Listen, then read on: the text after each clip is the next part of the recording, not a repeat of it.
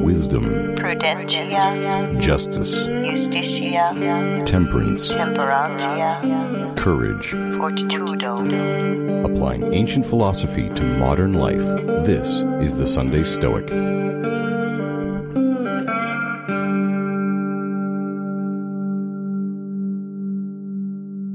Happy New Year, and welcome to the Sunday Stoic Podcast. This is Steve, coming to you from my living room. Well, here we are, 2020. It is the future. I hope you are having a great new year so far and have stuck to any resolutions you may have made. What I want to talk about this week is the application of Stoicism to modern life, which is what this show is about. And since it's a new year, a dawn of a new day, let's talk a bit about some of the foundations of Stoicism, going back to the basics, and look at how to get started this year on your path to a more fulfilling, more Stoic life. So we are going to hear a bit from Epictetus and from Seneca this week, who talk about how to get started being a Stoic, and then we'll follow up with that in a couple of future episodes to get our year started off right. Moral Letters to Lucilius by Seneca, number 80, on worldly deceptions. Today I have some free time, thanks not so much to myself as to the games which have attracted all the boors to the boxing match. No one will interrupt me or disturb the train of my thoughts, which go ahead more boldly as the result of my very confidence. My door has not been continually creaking on its hinges, nor will my curtain be pulled aside. My thoughts may march safely on. And all that is the more necessary, for the one who goes independently and follows his own path. Do I then follow no predecessors? Yes, but I allow myself to discover something new, to alter, to reject. I am not a slave to them, though I give them my approval. And yet, that was a very bold word which I spoke when I assured myself that I should have some quiet and some uninterrupted retirement, for lo, a great cheer comes from the stadium. And while it does not drive me distracted, yet it shifts my thought to a contrast suggested by this very noise. How many men, I say to myself, train their bodies, and how few train their minds? What crowd flocks to the games? What crowds flock to the games, spurious as they are and arranged merely for pastime, and what a solitude reigns where the good arts are taught. How feather-brained are the athletes whose muscles and shoulders we admire. The question which I ponder most of all is this: if the body can be trained to such a degree of endurance that it may stand the blows and kicks of several opponents at once, and to such a degree that a man can last out the day and resist the scorching sun in the midst of the burning dust, drenched all the while in his own blood. If this can be done, how much more easily might the mind be toughened, so that it can receive the blows of fortune and not be conquered, so that it might struggle to its feet again after it has been laid low, after it has been trampled underfoot. For though the body needs many things in order to be strong, yet the mind grows from within, giving to itself nourishment and exercise. Yonder athletes must have copious food, copious drink, copious quantities of oil, and long training besides. But you can acquire virtue without equipment and without expense. All that goes to make you a good man lies within yourself. And what do you need in order to become good? To wish it. But what better thing could you wish for than to break away from this slavery, a slavery that oppresses us all, a slavery which even chattels of the lowest estate, born amid such degradation, strive in every possible way to strip off? In exchange for freedom, they pay out the savings which they have scraped together by cheating their own bellies. Shall you not eager to attain liberty at any price, seeing that you claim it as your birthright? Why cast glances toward your strong box? Liberty cannot be bought. It is therefore useless to enter in your ledger the item of freedom. For freedom is possessed neither by those who have bought it, nor by those who have sold it. You must give this good to yourself, and seek it from yourself. First of all, free yourself from the fear of death, for death puts the yoke about our necks. Then free yourself from the fear of poverty. If you would know how little evil there is in poverty, compare the faces of the poor with those of the rich. The poor man smiles more often and more genuinely. His troubles do not go deep down. Even if any anxiety comes upon him, it passes like a fitful cloud. The Enchiridion by Epictetus, number 2. Remove aversion, then, from all the things that are out of your control, and transfer it to things contrary to the nature of what is in your control. But, for the present, totally suppress desire. If you desire any of the things which are not in your control, you must necessarily be disappointed. Use only the appropriate actions of pursuit and avoidance, and even these lightly, and with gentleness and reservation. So, how do we get started being Stoics? Well, according to Seneca, of course, Seneca always loves having time on his own. He stresses that a lot. Maybe a bit of an Epicurean side there, but we can all think more clearly when there's no one around. I've been around in-laws and my parents and cousins and nephews for the last month almost, it seems like, for Christmas, and my in-laws left today. I can think for a minute. My wife and child are outside trimming some plants, so it's quiet for a moment. I can think. I can relate to Seneca being happy that everyone's at the boxing game. No one's bugging him for a couple minutes. But he hears the crowd, and yet that influences him to think about, what if all of these athletes would pay attention to their minds instead of their bodies? But according to Seneca, what can we do to get started? Well, we should train our minds to overcome two things, the fear of death and the fear of poverty. That's pretty tall order, right? But what are a few things we can do to begin this process? Well, one is to remind ourselves of a lot of the sayings of the Stoics, to reflect on them and to see how they are true, to use the power of reason to overcome the fear of death. The analogy of the olive by Marcus Aurelius, where he talks about how we should live like an olive. It falls from the tree, joyous for the tree, reflecting with gratitude on the tree that gave it life as it falls joyously to the ground. It's going to change. It's going to in essence, the olive will die so that a new tree may grow. We need to reflect that we are part of a natural cycle of life. We are living with nature, according to nature, and we are just simply part of that process. We also need to harness it and use what scares us as fuel to do great things. Not so much out of fear, but the reminder that death is ever present, ever threatening to grab us, to keep us moving so we don't just lay around, get lazy and soft, but we always pursue those things that are important because we don't know if we'll have another minute after this one.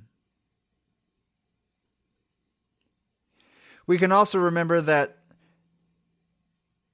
if we are afraid of the process of dying, that the process of dying is typically quite short. And even if it's agonizing, we can handle that for a short time. And of course, we can say when once death is here, we are not here. So it's like we were before we were born. So we can think of it in that sense as well.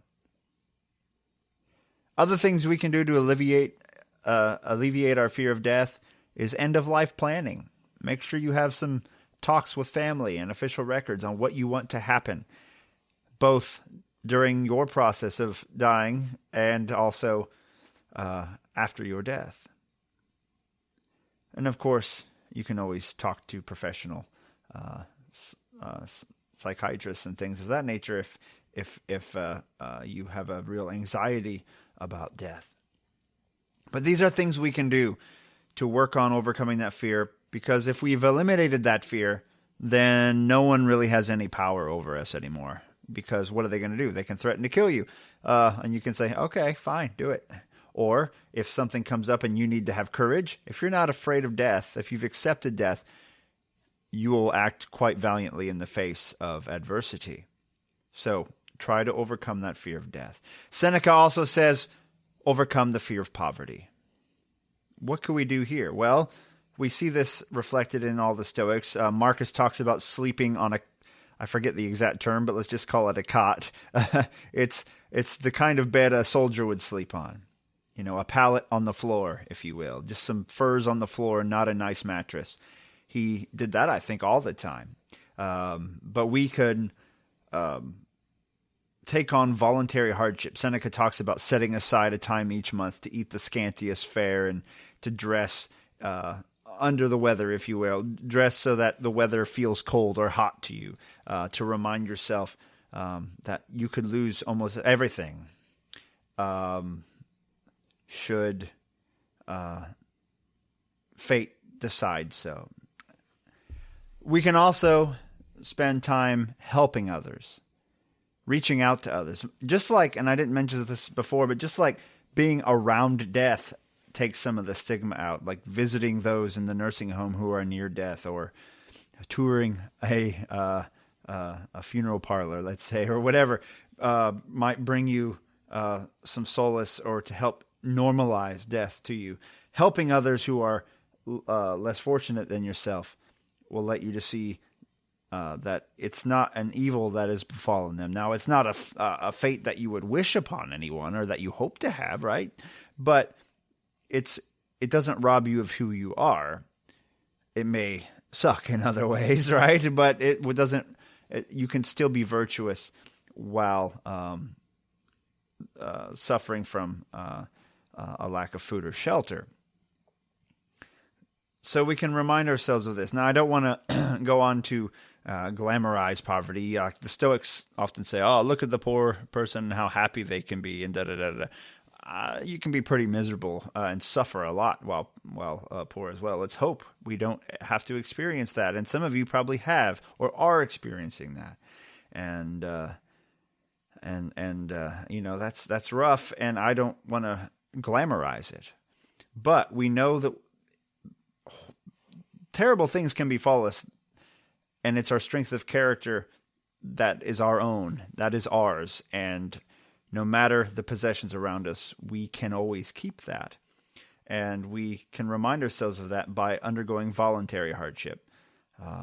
I think a lot of soldiers going through basic training, the voluntary hardship, but it makes them stronger at the end.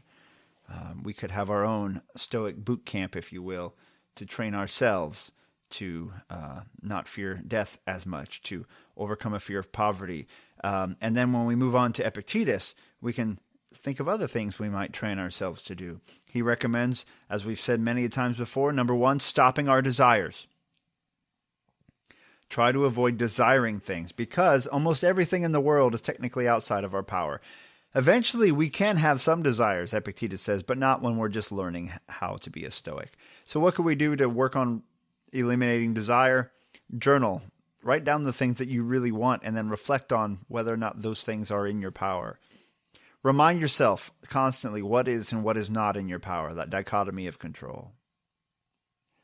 He recommends focusing on our aversions and working on those above all before we move into desire. So focus on the things that we want to avoid and try to ensure that the things we want to avoid are only those things that are contrary to the nature of the things in our power.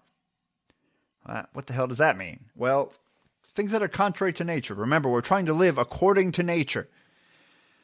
So what is the right thing according to nature and the wrong thing according to nature? And only focus on the things that are within that sphere of your control. So I really want a cookie. Okay, eating is according to nature. But eating to excess, eating to extremes, making myself unhealthy by eating is contrary to nature. And that is within my power to make that decision. So we can focus on those things that are within that sphere of influence, and we can work on focusing our attention there. Other things we can do. Oh, my son's beating on the door. I never get a moment. Okay. Other things we can do. We can work on doing hard things. We can work out. We can exercise. We can sleep on that pallet on the floor rather than in our luxurious king-size beds. We can disconnect the internet from our home for a month. We can do all of these things to train ourselves to be better.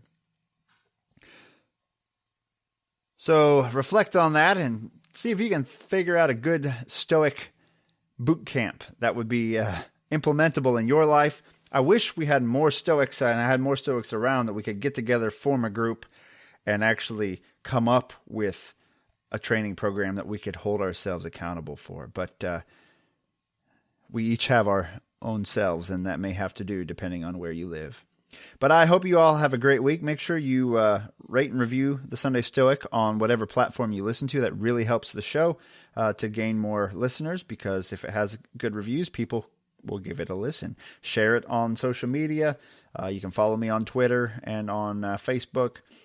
And you can also support the show on Patreon or a one-time donation on PayPal. Use the sundaystoic@gmail.com email address. And that same email address you can use to send me a hello, or you want to submit something for the show, whatever you want to do, just, hey, shoot me a message.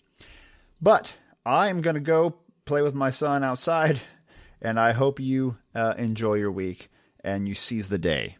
Carpe diem.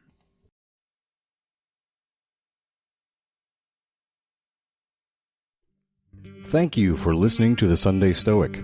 If you enjoyed the show, please subscribe, rate, and review the Sunday Stoic on iTunes. Become a member of the Sunday Stoic team, earn rewards, and be an integral part of the show by becoming a patron at www.patreon.com/SundayStoic. Contact the show by emailing sundaystoic@gmail.com or by leaving a voicemail at 501-503-3132. To find out more, visit www.sundaystoicpodcast.com. And as Steve always says, carpe diem.